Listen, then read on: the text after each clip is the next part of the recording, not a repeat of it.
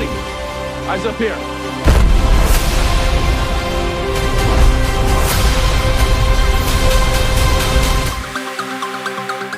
The highly anticipated DC film Superman flew into theaters last weekend. If you haven't seen the film yet, warning, we are going to reveal some content here. We went to Cinemark Movies 14 in Mishawaka to get moviegoers' reviews. Bayon Pena was excited to see Superman on the big screen. Man, I think it's gonna be great. I've been watching all the previews and I've been watching all the YouTube videos and all the breakdowns. I feel like it's gonna be a great movie. I just don't want another reboot again after this one. So what was the general take of fans? Holy cow. Are you kidding me? This was absolutely amazing. I mean, you can tell right now, the smiling from ear to ear. It was so much fun. Also, it wasn't like any other superhero movie that I've ever seen. Normally, a lot of these superhero movies that kind of hold your hand through it. This movie was 100 miles an hour from the jump to the end. I mean, you're, buying a whole seat, but you're only using the edge. You know what I mean? Like, it's amazing. It was fantastic. The action was amazing. The choreographed scenes, beautiful. Soundtrack also awesome. The little crab joys at the end, very fun. I thought it was great. It was a really good movie. John Osborne is a hardcore DC aficionado, so we asked him how he thinks this Superman compared to previous incarnations. So the previous stuff was great for that universe, right? They call it the Snyderverse. That Superman is great for that. That Lois is great for that. Everyone's great for that. This is good for this director. Josh Gunn needs a bright, type of Superman. He needs a hard-hitting Lois Lane.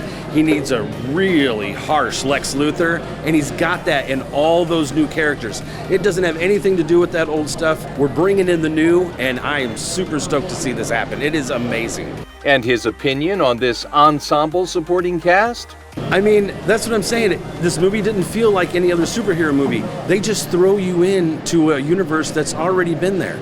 And you're all of a sudden there's a Green Lantern, there's a Mr. Terrific, there's a Hawk Girl, there's Metamorpho.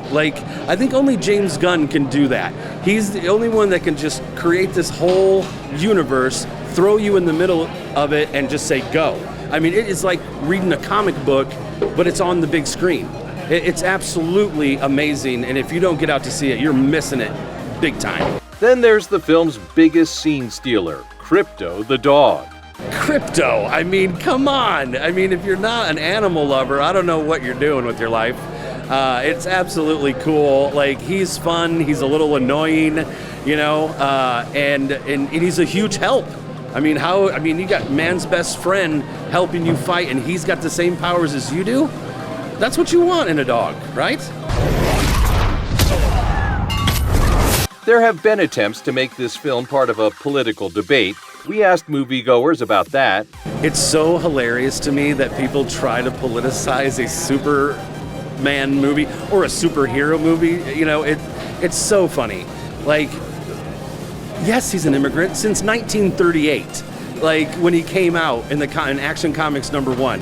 Yeah, he's been an illegal alien, the most alien of illegal aliens that you've ever seen. He's from another planet, and he's dropped here. There's no, I watched it, you watched it. There's no politics in it. It's a fun Superman movie. I don't know what people are trying to squeeze politically out of it, but it doesn't make any sense at all. And obviously, if one's taking this stance, the other one's going to take this stance. Just come see a fun superhero movie with your family. It's so cool. And the film does contain a certain premise that may have been given away in trailers.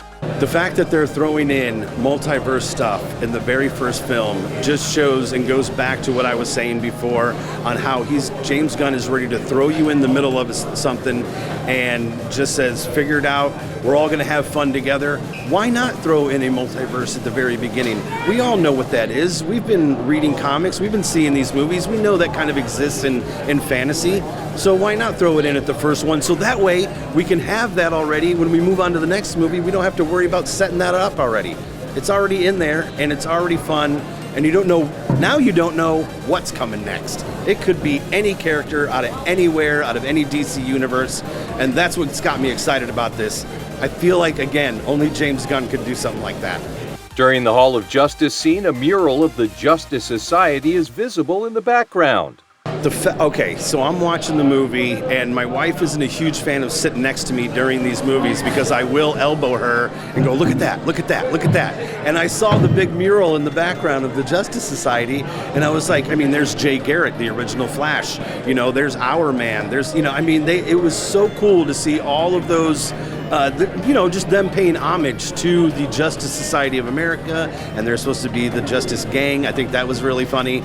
But yeah, what a great idea to throw that little Easter egg in and pay homage to the originals from way back in the day. And of course, there are the cameos. How cool was that? That you have all those different little cameos that I wasn't really expecting. I mean, you didn't even mention the Bradley Cooper. Right? Like, holy cow, that was amazing. You get, what was the other one that you said? Supergirl. That was really cool. She comes in and you're just like unexpected. Like, that was a lot of fun. But yeah, all those little cameos, they're just cool, man. They're just fun. And like I said, James Gunn knows how to do that. In a comic book, you're getting all those characters. You know, some of these other movies that they've had from back in the day, it's one character, they hold your hand, they move you along really slowly. James Gunn, this movie hits it out of the park. If you're not going to see it, then you must just not like superheroes. And how about the scene when Ultraman is unmasked? Ultraman unmasked. Okay, I'll be honest. Another reason my wife doesn't not like to sit next to me. As soon as I knew what was going to happen, I hit her, but then she was like, what? And I go, never mind, I'll just let you figure it out at the end. And when they unmask and you see who it is, you're gonna freak out. You're gonna freak out. It's super awesome. In the comics, though, Ultraman is part of a crime syndicate from another universe, so you're getting something that's completely different than what the comics had. But I think it fits with what they're doing in this movie. So be prepared for little tiny cameos like, you know, Peacemaker and stuff like that. There's also a certain plot twist in this Superman story. I wasn't ready for that. That is something that, like, I like that, like, directors will take liberties, writers will take liberties, and they'll just say, you know what, we've been doing it for this, you know, for this long, it's been happening for 80 some years, what if we just throw a little twist in there? And it's not so bad, but then you start to realize that Superman wasn't raised by his family on Krypton. That's just something he's kind of holding on to. What you're really getting is that hometown feel. That local boy does good, you know? And that's what I think that you'll take away from that twist, is not anything negative. You're gonna take away something super positive from that. And I said super positive on purpose. And why does Osborne like Superman? I absolutely just love what he stands for. Truth, justice, the American way, you know, that kind of thing. And he's always trying to do good. And you'll find out this in the movie, that he really just wants to do good, so much so that it surprises people that is where his heart is just wanting to do the right thing. I think that's what people are going to take away from this movie. Osborne says the Hall of Heroes will be back with Fantastic Four cosplayers for the opening weekend of Marvel's The Fantastic Four: The First Steps. I absolutely love doing this. I love seeing the faces as they come in. I love seeing the faces as they walk out. We'll be here for Fantastic Four, my friends. Superman grossed $122 million domestically and $95 million internationally for a global $217 million opening weekend. The reported budget is $225 million, with a reported estimated $100 to $200 million in marketing and distribution. At last check, Superman has a Rotten Tomatoes score above 80%, an audience score above 90%, and an IMDb rating above 7.5. George Mallet, WNDU.com.